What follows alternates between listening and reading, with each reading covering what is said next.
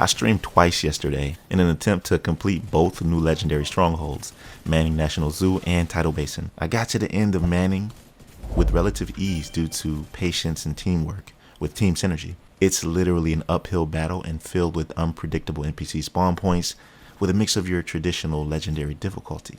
You know how it is. It was overall a cool experience. Now, I got to the end, as I said, but the boss that we fought is like none I've ever seen in any legendary. Every legendary boss fight has a small mechanic that makes them challenging, but nothing like this Manning Zoo fight. Because every boss you could just stun lock with the Scorpio.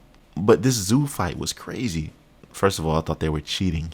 I mean, I know that all elite enemies have aimbots that shoot directly at your head, but this was on another level. And it wasn't until after I went back and rewatched the footage that I noticed what was happening. One thing to mention, there are two of these guys. You know the Rikers enemies that have those shields and they flash you and cause blind status effect and also bleed you with the nail gun? Yes, those guys on crack. Now look at this and tell me what you think happened here.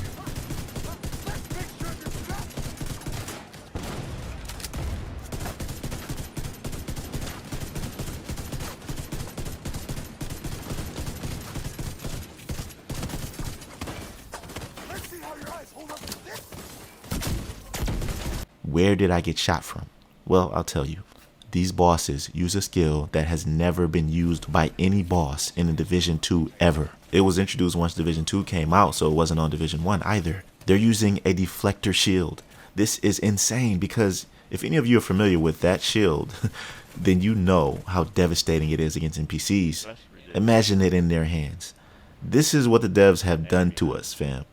The bar has definitely been raised and I will adjust accordingly. Because now the boss is not just bullet spongy and you can't just use your Scorpio to stand there and stun lock him in place. You actually have to strategize in order for you and your team to take this boss out.